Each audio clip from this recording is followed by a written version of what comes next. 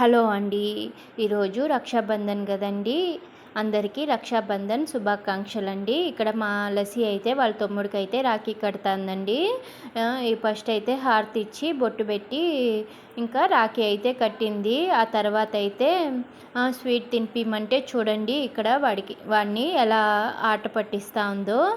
తినిపిమంటే వీడికెందుకు నాకు గిఫ్ట్ కూడా ఇవ్వటం లేదు అనేసి ఏడిపిస్తూ ఉంది. ఇంకా మళ్ళీ అయితే స్వీట్ తినిపించి ఇంకా వాళ్ళ అక్క కాళ్ళకైతే దండం పెట్టుకోమన్నానండి. అక్షంతలేసి వాళ్ళ తమ్ముడిని అయితే ఆశీర్వదించింది.